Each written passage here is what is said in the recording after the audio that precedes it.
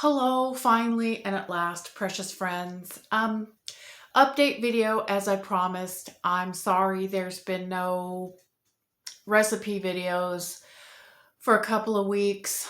Unknown when there will be the next one.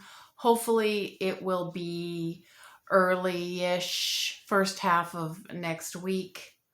Um, but with regard to what all's been going on, as I said, my work hours haven't been cut back as I was promised as of yet, because right when inventory got done, several people quit.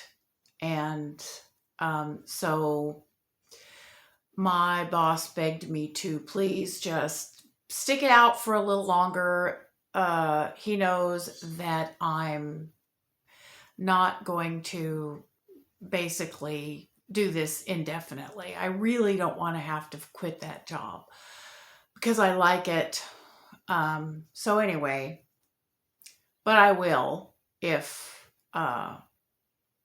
push comes to shove. And unfortunately, fortunately for me, I think he knows that. So I really think that my hours will be reduced relatively soon. They've hired on some new people, and the training seems to be going well. So here's praying. With regard to my niece is out of the hospital. It's not really appropriate for me to go in publicly into what has been going on with her. Suffice it to say, she's expected to physically recover from the incident that put her in the hospital. And her mom is there with her, my sister, and she is at this point getting all the physical and emotional support that can be arranged to help her through this time. So any one of you who is disposed to prayer or anything of that nature, it is appreciated. Her name is Amber. So thank you for that.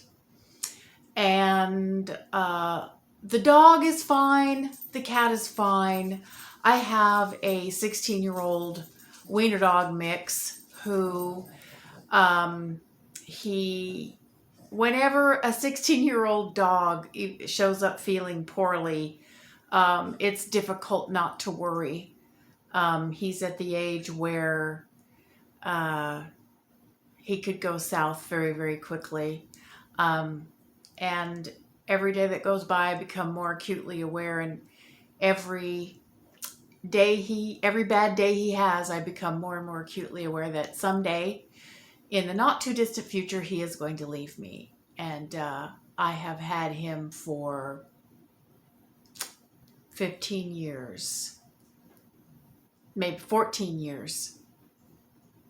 So, yeah, he is, speaking of which, pardon my mess. There he is. Wee wee. Are you ignoring me? I can't tell if he's ignoring me or if he's just deaf, frankly. Wiener dog. Wiener dog. Wiener dog. Look here. Look here. There you are. There you are, sweet baby. There he is. Anyway, that's him. He is back to his ordinary self. He was having a very, very bad pain day. He has significant arthritis and other musculoskeletal issues that come with just being as old as dirt. And he was having a very, very bad pain day. And he has often, when he's having a bad pain day, has often shown up to have also at the same time digestive upsets, which I understand from the vet is not uncommon in older dogs. So he had some digestive disturbance and a bad pain day. Once we were able to get the anti-nausea medicine down him and get his stomach stabilized, we got some pain medicine down him, and he perked right up again to his ordinary self. So, and the cat, I don't know what the heck was going on with the cat. She puked, acted funny, And just as I was about to the point where I thought, well, something may actually be wrong, I'll go ahead and take her to the vet, she kind of snapped out of it. So uh, everybody is proceeding back towards normal. My car, which went on the fritz, I did manage to get it to the mechanic, and it was only the oil pressure sensor switch. Not the pressure sensor itself, but the switch that's responsible for sending the low oil pressure signal to the dashboard. I was on my way back from the city, Franklin, with 45 pounds of perishable meat in the car, and the oil pressure light started flickering on and off. And there's a stretch on 65 between Franklin and, which is an outskirt of Nashville, between Franklin and my hometown of Columbia, where there's just nothing. There aren't any exits or nothing. There's about a 10-mile stretch where there aren't any exits. And I was right at the beginning of that long stretch where there weren't any exits. And I knew I wasn't going to be able to get off the freeway.